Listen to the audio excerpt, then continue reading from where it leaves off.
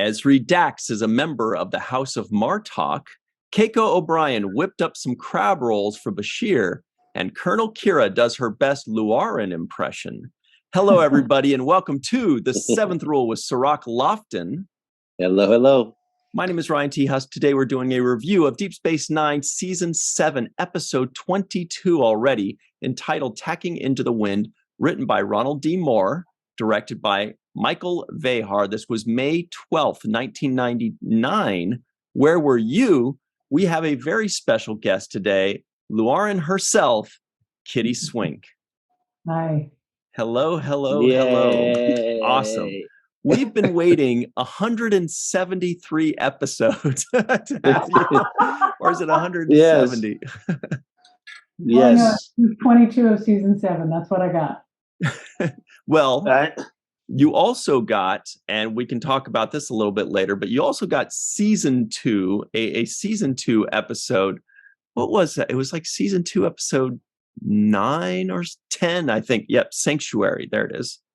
Sanctuary. Anyway, what were you saying, Sirach? I was so happy when I saw you on the screen. Right away, I just lit up like, hey, wait a minute, that's Kitty. We know her. Yes. Well, I'm one of your aunts, basically, Sirach, You are. And, for people that don't know how special and wonderful you are, let me elaborate. Kitty is one of the sweetest people I've ever met. I have never heard anyone say anything bad about her as long as I've been around the business. And I think you have a heart of gold. Armin is an amazing guy, but even he has to live in your shadow. Even he has to live in your shadow because you are so amazing, Kitty. My mom loves you dearly. We all love you so much. Oh. And you've been there for so many people just as a real nurturing and caring person in your life. So I want to say that to you directly so people understand, where I'm coming from when I see you and how I feel about you. Oh, I feel that way about you. You're part of my family. You always will be.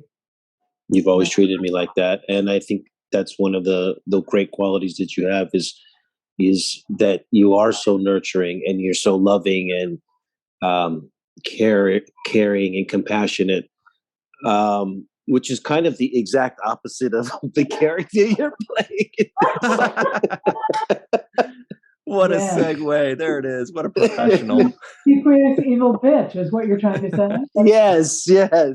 Yes. The Vorta, as we know, are, they're not friendly and they're cold-blooded. And I think that's such a contrast from who you are. So it was so fun to watch that. Mm-hmm. The day I went into audition, Armin and I ran into Jeff Combs. I can't even remember where. And I said, Jeff, you're the famous Vorta. What do you have? Give me a hint. He said, well, be obsequious. And then every once in a while, do this with your eyes. You may notice that a couple times during the scene, I pop my eyes open. Yeah. Because he said, it'll freak people out. I said, okay. And I got the job. There you go. So it was.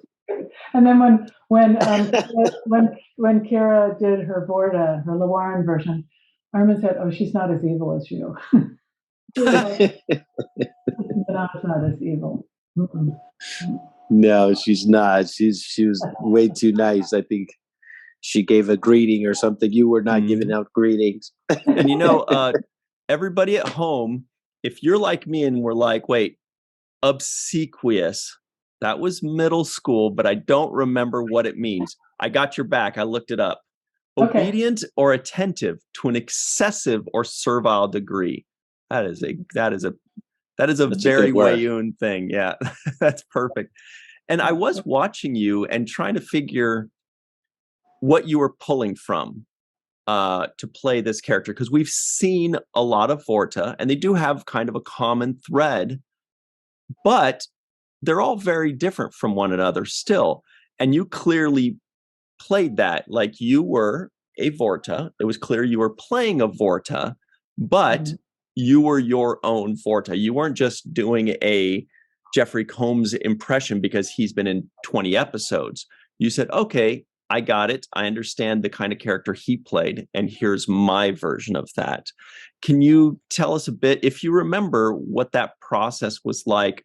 Were you deliberately trying to create your own character, or is that just something that happens naturally when you just start performing? I just think you always, actors, if they're smart, bring themselves to the party. That's how I describe it. You always walk in the door with some part of yourself. And in my life as an actor, but also as a union activist, as a civil rights and feminist, I have often had to put my ego in my sneaker to get what I wanted. And so I thought, well, she's going to put her ego in her sneaker to get what she wants. And so that's what I tried to do. I tried to find a way to make myself a Vorta instead of make a Vorta myself. I think that's what does that make sense? Yeah. Yeah. And that's true whether I'm playing a Bajoran or a Vorta or a Russian countess or a Southern poor working class person. You bring yourself to the party. That's the process of being an actor. Yeah. Did somebody say Bajoran? There you are as Minister Roseanne, I think it was. Yeah. Also, an obsequious bitch, by the way. I just would like to say that. Wow. I remember this. This was right. So this was season 2, episode 10, so long ago. And then we had to wait 5 more seasons to see you again. But I remember you nailed this as well. Were you kind of auditioning over and over again for Star Trek? Were you trying to get in, or did you think, that was my episode, that was my thing? Because a lot of actors that even don't know anything about Star Trek, I remember this a long time ago in like a theater class or an acting class, there were a bunch of actors talking, giving us advice and notes, and they all said, Star Trek is like a rite of passage. Like they're like, eventually you're going to get in a Star Trek audition, or you're going to get a Star Trek role or something like that. Did you feel like you were going to get a second episode at some point, or was that it? It didn't occur to me, and then I got the call to come in, and I went in. I mean, I usually play. Oh, I'm sorry, my leave me alone phone. Shut up. I usually play doctors and lawyers and judges and stuff on television. So, or did for a long time. I actually started my television career by playing a hooker I was a hooker on a soap opera for a while. Okay. It was an entirely different part of my life. It didn't occur to me much about Star Trek, except Armin was there every day, and I would come visit the set. And if I was shooting something on the Paramount lot, Sirach will tell you, I always come by for a visit. So that was nice, but it wasn't my thing. There was one part I wanted to be Armin's fiance at the Klingon, but I did read for Rilke. that. Yeah, Rilke. But they hired somebody who was really great, and it made perfect sense. And although the Klingons are quite tall, which I am, they also tend to not be scrawny, which I am. So perfect sense. I would not have cast a whippet. I wouldn't say scrawny. I would say petite, but fit. Come on, scrawny. Yes, in great shape, in slim and slender. What was your feeling like watching this episode after all of these years? What was going? Yeah. Well, because I don't enter until over halfway through the episode. So what I thought was fascinating was how many wonderful guest stars there were, and how many series regulars gave really good performances in this particular episode. There's just one sort of stunning scene after another of excellent acting. Like Nikki does a scene with Michael that just was like, oh my God. And Michael was genuinely funny some of the time, and all of the Klingons were on fire, I thought, and it just was really fun to watch. That's what I thought watching the episode. And then I came on, and I'm in a sea of people who are friends of mine in that scene. Andy Robbins is one of our closest friends. He's probably directed me on stage more than any other director, except really another, yeah, because we were part of the Matrix Theater Company together, and then we worked around the country, and John Vickery, who I can never say his name unless I say John Vickery, was there, and I know, because when I first met him, he was sort of the young leading man of the New York theater scene, and so he was always quite grand. And Casey, who I played his wife in a movie of the week, we played husband and wife lawyers. What a surprise! And so it was fun. I was surrounded by people that I loved, so that I remembered what a splendid day it was, and that we ended at 3:00 in the morning, and I still had to get out of my Vorta makeup. Oh my! Do you remember what day of the week it was? I hope it wasn't a Friday, a Friday day. I don't remember. I don't remember what day it was. That's a long time ago.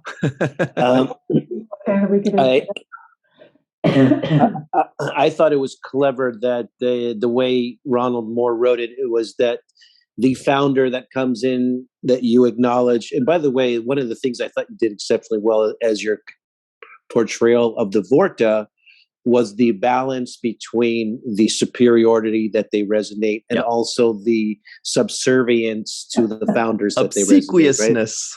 Right? The obsequiousness of it.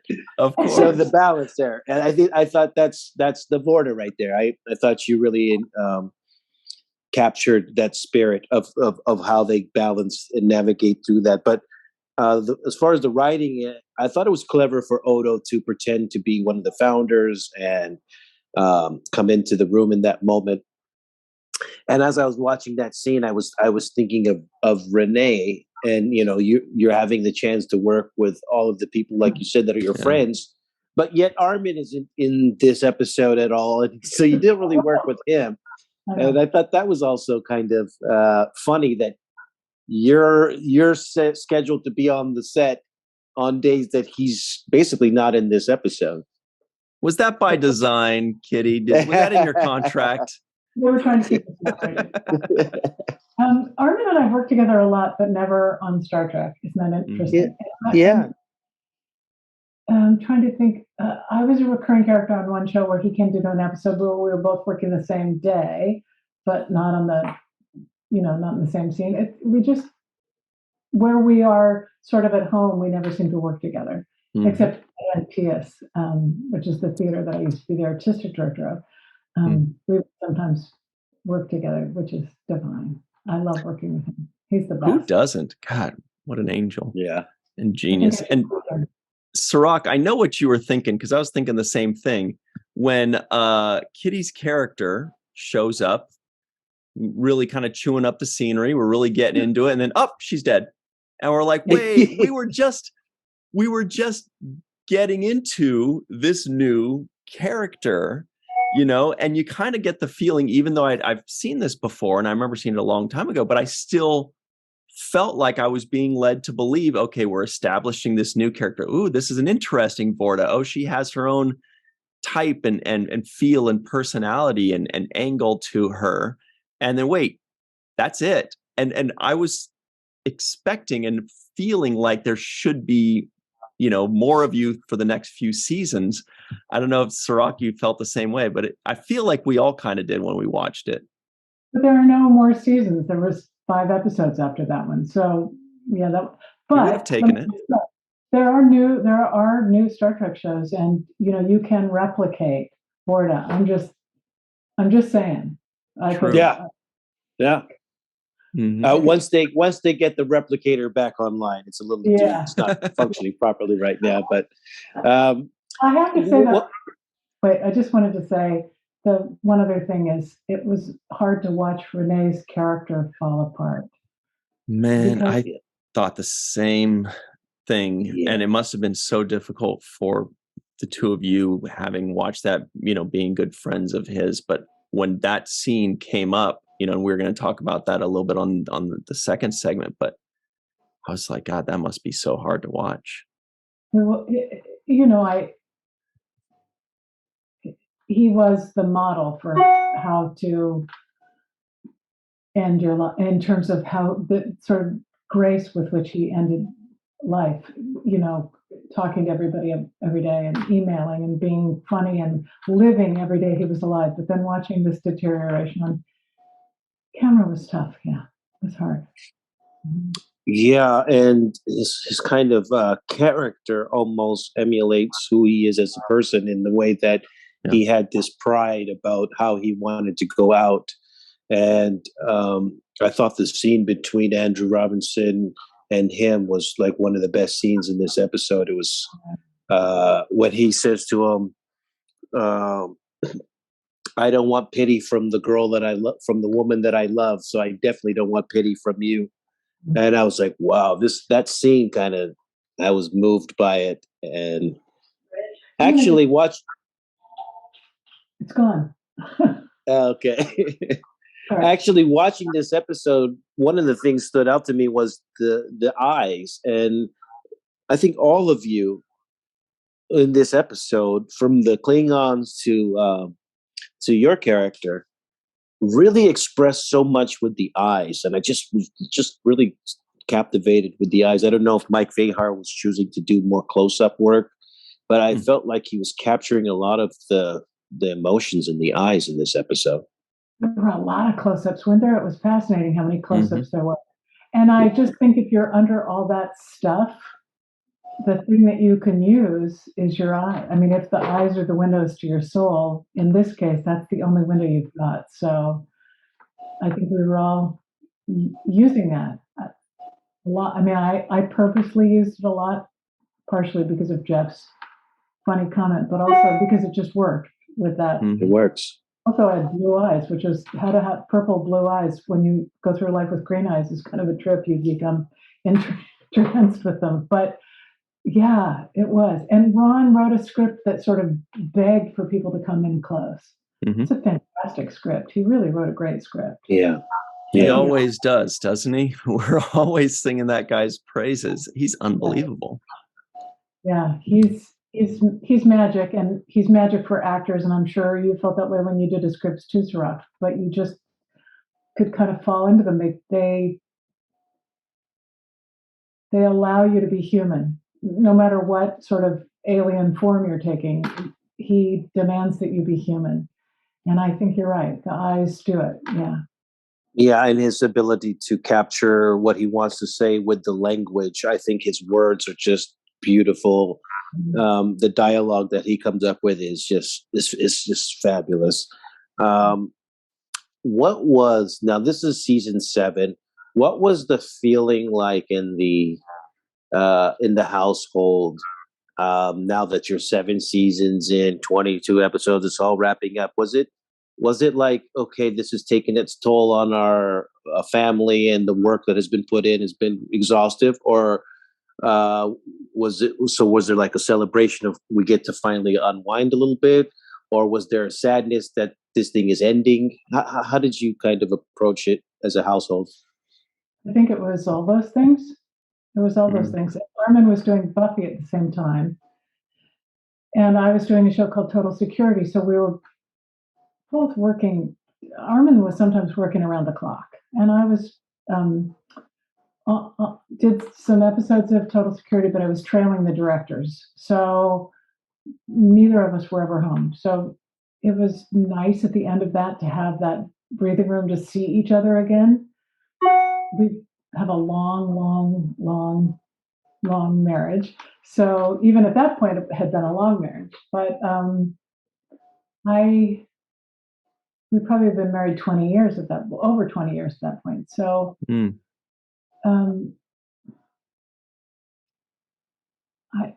18 years. We've been married 18 years at that point. But I also think you're leaving your friends. You're not gonna, we saw you guys all the time, and then we didn't see you all the time, except Renee and Dorney. But it was hard. It was hard to let that go, I think. But it was also, what's the new adventure? What's the new adventure? Well, Kitty, so you played a Bajoran and you played a Vorta, which are two very different alien types. Let's say Star Trek Picard calls you, or an animated show like Lower Decks, and they said, we want to have you back. What kind of alien would you want to be? Whatever alien they want me to be, I'm happy to be. And they say, but no human. We like the way you do aliens. any kind of alien. Well, I'm obviously not going to be a Ferengi because, as we have already just decided, way too tall. So I'm shrunk, but I'm still not that short. So, whatever comes up. There's part of me that would like to be a Borg, just because there's something fascinating about that kind of. I'm so not regimented that it would be fascinating to me to be part of the collective. I love being a Vorta. I like being a Bajoran. I'd like to be sort of anything. I think it's just interesting to explore humanity in whatever form it takes, and that's what these characters do. I did one of the games like a bazillion years ago, and I played a couple of different aliens, and it was really fun to switch back and forth. Yeah, I saw that actually. I saw that on your one of the Star Trek games. Yeah, yeah. She played a few different characters, though, right?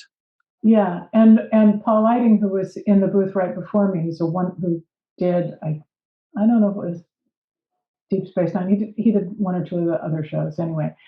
He was in the booth right before me, and they asked his first character up was a Vorta, and they said, and the director who knows us said, "Do you know anything about Vorta?" I went, "Oh yeah." So yeah, it says here you did the voice for a Bajoran officer. Okay, that checks out. A Vorta, and also a character named Kijana. But I don't know. It doesn't say what that is, but that's three very different character types, one would assume. I'm a character actor. That's what we do. Mm-hmm. Yeah. I mean, that's what you do. Yeah, that's what we do. Yeah, especially because Star Trek has got a lot of theater actors traditionally, and theater actors are allowed to be more mutable than other people. We get to shift and switch and be other. In television today, they want you to be who they think you are, not necessarily who you are, but who they think you are. So it's more fun to get to be a lot of things. Like, I'm looking forward to Sirach playing. What am I looking for? I want him to be a tall Bolian. That's what I want to see him in Star Trek. Blue bisected head with that ridge right there. Nice barber Bolian. Kitty, were you curious and reading all the scripts during the filming of the show? I mean, I know you were always on the set and I would see you all the time, but were you also like following the story, keeping track of what was going on? And you mentioned auditioning for Grilka, and I mean, were you reading scripts and like kind of up to date with the storyline? By the time the scripts came out, you guys had already cast them, so I didn't do it that way. I was definitely running lines with Armin, so I was reading a lot of it because I was running lines. Because that's kind of what you do when you're a spouse, is you run a lot of lines. Teamwork. Yeah. It depends on how busy I was. If I was really busy, I wasn't reading scripts. If I wasn't busy, I read scripts. I like to read scripts because it tells you about craft. There's so much to learn about craft by watching a DP and his gaffer light a set, or reading a script, or running lines. There's so many ways to learn about what we do, and so I would dive in when I had time. But as you know, I'm kind of always ridiculously busy. So. Kitty, we only have a couple minutes left with you. And by the way, we totally appreciate you jumping in with us because you are always so busy. So we really appreciate that. But I want to hear a little bit more about you reading scripts. Do you remember anything specifically at all, or even generally at all, from just reading the various snippets of Star Trek scripts through the years? Was there anything that really you kind of hung on to? I loved Deep Space Nine. I was always sort of enthralled with the sense of social consciousness, which in a sort of macro level, lives through all of Star Trek. But at that time, Deep Space Nine sort of had a bigger arc on social consciousness than I think the other shows did. And because way ahead of its time, it was a show that was telling stories over 5 or 6 episode arcs. You could really dive down deep. And instead of these bottle shows, you were diving down deep into stuff. Mm-hmm. So that was impressive. I remember Armin reading the episode Far Beyond the Stars and handing it to me and saying, you have to read this. This is extraordinary. And reading that, I probably a lot of people don't know this, but Sirach knows this about me, that I have been involved in politics all of my life in some way or another. I was a vice president of our union. I helped women walk into clinics, into abortion clinics 25 years ago when Operation Rescue was blockading clinics and killing doctors. So those kind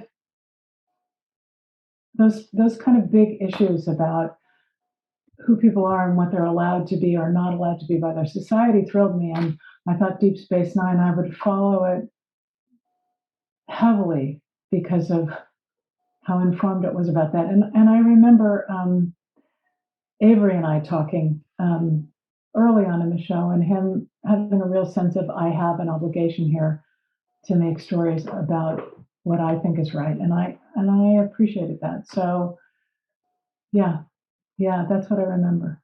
That's what I remember. Yeah. Cool. I know we don't have much time, and there's so much that you've covered in your life, your battles with your own cancer, and you're surviving. And, you mentioned being vice president of the Screen Actors Guild and so many things that you've done. But I want to thank you for, being there for me when Aaron Eisenberg passed away. I remember how your energy was comforting for me in those moments at the funeral, and the hugs that you gave me kind of breathed a little bit of life and hope for me back into my life. So I want to thank you for that as well. Thank you. I remember thinking, I don't see Sirach. I bet he's downstairs and coming to find you. And I'm so glad I did. It's a special moment I'll hold on to for the rest of my life. For both of us, I think. Me as well. I'm gonna get going. Yeah, I just want to say thank you for that. That was big, and I definitely needed that that encouragement and uplifting that you gave me, and the love that you shared with me. So, Kitty, you're always amazing. You've always been consistently amazing. You are a wonderful human being. Except if I have to, and then I'm a bitch. Yeah, well, that's acting. That's really good acting, because there's none of that in you. And so we just really appreciate you being here and sharing your story with us. I wish we could have had you many times on the show. They underutilized your gifts. Thank you. But I'm glad that they did get the chance to see you here in this episode towards the end of the show. Kind of, they're bringing out the best for last, and I'm glad that they included you as part of that. Well, you're flattering, but thank you very much, Rock. He means it. He doesn't flatter me. So Kitty, he means it. I only say what it is. That's how you know. Well, Kitty, thank you so much for taking time out of your busy schedule. We truly appreciate you, all the great stories, and everything you've meant to the Star Trek family for decades.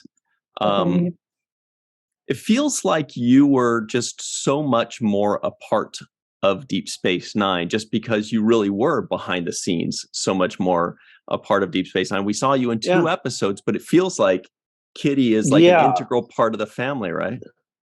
Well, we've had other people come in here and talk about the readings that they did at your house with you there. And so, I mean, your imprint is all over this show. It's obviously with Armin and reading opposite with him and going on the journey of Quark with him. But your imprint is all over the show. Your conversations with me, your conversations with Avery, you're impacted with all of us on the cast and the relationships that you had prior. So, even though there's only a couple of episodes in which we can physically see you, your fingerprints are all over every episode. Yeah, Jeff Combs told us that they'd be running lines and you'd walk in from the hall and say, "No, give me more." That doesn't. No, he didn't say that. But he was thinking it. No. Not true. Yes, although we do spend a lot. Jeff just calls out of the blue and the conversation's going forever. Yeah. We're all family. What can I tell you? Yeah. Well, thank you so much for being a part of our family as well, Kitty. We really appreciate you. Everybody stick around. We've got another segment to hit next, but not with Kitty. So make sure you go follow her on Twitter. She's going to keep you very informed. Lots of great stuff there on the Twitterverse, Kitty's Twitter, that is. So thank you very much, Kitty. Really appreciate it. Thank you. Thank you. We'll be right back, everybody. Believe that.